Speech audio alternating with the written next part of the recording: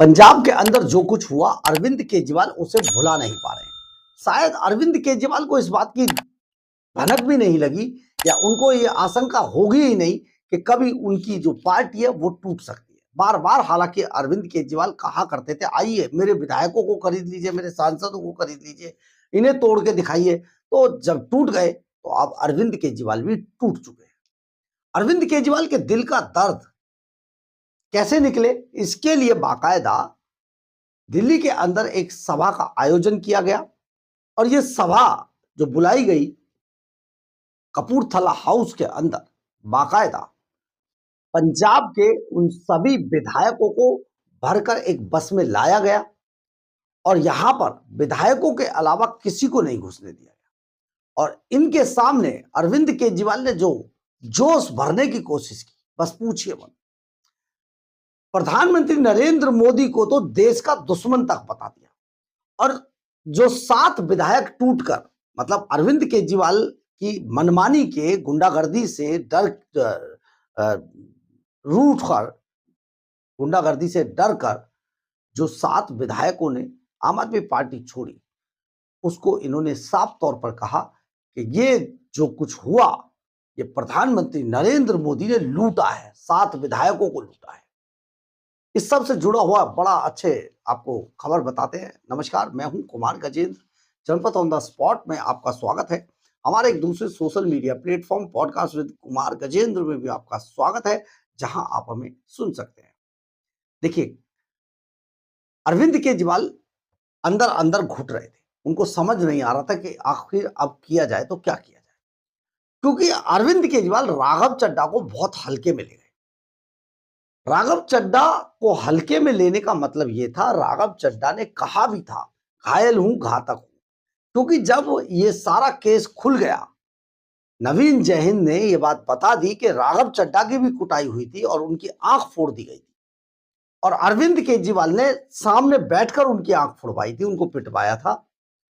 तब राघव चड्ढा के पास केवल एक रास्ता था कि अब अटैक किया जाए, और राघव चड्ढा ने वो अटैक किया भी। राघव चड्ढा ने अरविंद केजरीवाल को वो जख्म दिया है जिसकी टीस जिंदगी भर शायद अरविंद केजरीवाल के मन में लगी रहे, और शायद इसकी फांस जिंदगी भर मरते दम तक केजरीवाल अपने दिल से नहीं निकाल पाएंगे। आप जरा सोचिए सॉरी, अब अरविंद केजरीवाल अपनी गलती को भारतीय जनता पार्टी के सर पे मर रहे हैं। वो कह रहे हैं ये कैसे जीत गए, भगवंत मान भी यही रोना रो रहे थे। तो अब अरविंद केजरीवाल, भगवंत मान, मनीष सिसोदिया, इनका रुदाली जो वाला रूप है वो निकल कर सामने आ रहा है। आपको जरूर सुनना चाहिए अरविंद केजरीवाल कैसे विलाप करते हुए दिखाई दे रहे हैं और कैसे बता रहे हैं कि मोदी और भारतीय जनता पार्टी देश के दुश्मन है, और इस पूरे मामले को पंजाबियों से जोड़ने की कोशिश, नाकाम कोशिश की जा रही है। हालांकि इससे अब कोई फर्क नहीं पड़ने वाला है, क्योंकि अरविंद केजरीवाल बुरी तरीके से पंजाब के अंदर फ्लॉप शो हो चुके हैं। लेकिन एक बात आपको जरूर गौर करनी चाहिए, आपको जो भाषण सुनवा रहे ना, उसमें एक बात जरूर गौर कीजिए। अगर प्रधानमंत्री नरेंद्र मोदी चाहते या भारतीय जनता पार्टी की सरकार चाहती तो हमें बहुत पैसा दे सकते थे, हमें इतना एफडीआर दे सकते थे, बस हम तो मौज करते रहते। 5 लाख करोड़ के नीचे कर्जे के नीचे पंजाब दबने जा रहा है। 5 लाख करोड़। इसी महीने में 2 तारीख को, 3 अप्रैल को और 23 अप्रैल को 2 बार 2800 करोड़ रुपए का कर्जा लिया है। 2800 करोड़, एक बार 15 करोड़, एक बार 13 करोड़, 2800 करोड़ का कर्जा। 5 लाख करोड़ के कर्जे के नीचे पंजाब दब रहा है। इसके बाद पैसा दे दीजिए, लेकिन पंजाब में किया क्या, हुआ क्या? शायद कुछ नहीं। आज पंजाब दिल्ली से भी बदतर स्थिति में पहुंच चुका है। दिल्ली के अंदर जितना भी विकास डेवलपमेंट किया था वो शीला दीक्षित ने किया था, या अब भारतीय जनता पार्टी की रेखा गुप्ता सरकार कर रही है। परंतु अरविंद केजरीवाल के 10 साल बिल्कुल ब्लैंक थे। आज पंजाब 4 साल में दिल्ली से भी बदतर स्थिति में पहुंचा दिया अरविंद केजरीवाल ने, लेकिन फिर भी पैसा मांग रहे हैं। आपको ये भाषण सुनना चाहिए, सुनिए।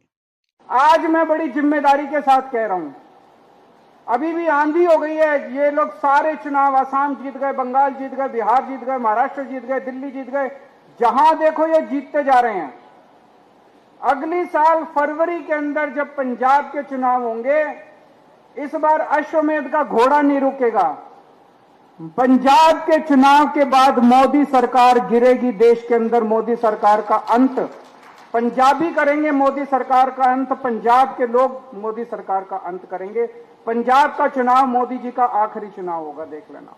मेरा दिल कहता है, कैसे होगा मेरे को अभी नहीं पता। पंजाब तो आप जीतोगे, पंजाब तो पंजाब के लोग जीतेंगे, लेकिन मेहनत करनी पड़ेगी, घर घर जाना पड़ेगा। जो अभी मान साहब ने कहा, उनको बताना पड़ेगा कि भारतीय जनता पार्टी पंजाब और पंजाबियों से नफरत करती है।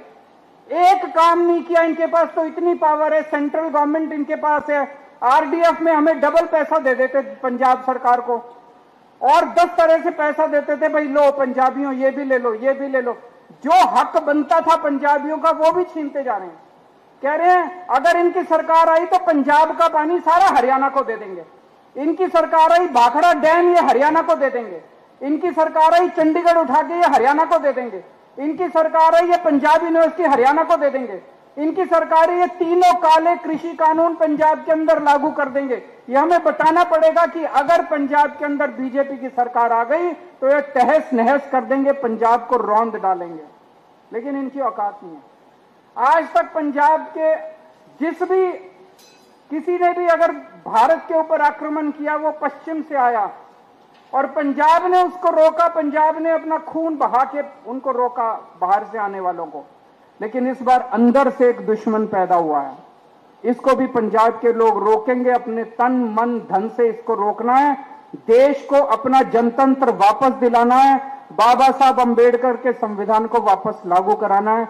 ये हम सब लोगों की जिम्मेदारी है, पंजाब की जिम्मेदारी है, पंजाबियों की जिम्मेदारी है। उसी के लिए आज आप सब लोग यहां पे आए हैं। ये 7 लोग जो चले गए, ये चोरी करके गए हैं, बीजेपी ने चोरी करी है। ये 6 सीट किसी के पिताजी की नहीं थी, ये 6 सीट पंजाबियों की थी, ये 6 सीट पंजाब के लोगों की थी। पंजाब के लोगों की 6 राज्यसभा की सीट थी। अभी जैसे मान साहब ने कहा 2 एमएलए और 6 सीट, ऐसा हो ही नहीं सकता। तो पंजाब के लोगों की 6 राज्यसभा की सीट के ऊपर डाका डाला है बीजेपी ने, उसका बदला अब अगली साल फरवरी के महीने में लेना। आपने सुना होगा किस तरीके से विलाप करते हुए अरविंद केजरीवाल दिखाई दे रहे, क्योंकि उनके हाथ से अब सत्ता पंजाब की फिसल चुकी है, जमानतें जब्त होने वाली है। अरविंद केजरीवाल को यह दिखाई दे गया है, इसलिए केजरीवाल बहुत परेशान है। थोड़ा बहुत छल कपट करते, इधर उधर कुछ करते, तो पश्चिम बंगाल का ममता बनर्जी का हाल देख लिया है, तो उनको लग रहा है कि अब शायद उनसे ना हो पाएगा। तो ये एक बहुत बड़ा झटका केजरीवाल को लगा है। उन्हें नींद आ नहीं रही है, सो पा नहीं रहे हैं, तो करे तो क्या करें। बहरहाल, अगर आपको हमारी ये खबर अच्छी लगे तो आपसे लाइक, सब्सक्राइब और शेयर जरूर करें। कमेंट्स बॉक्स में अपनी राय जरूर लिखें, इससे हमें बहुत बहुत बहुत ऊर्जा मिलती है। जय हिंद।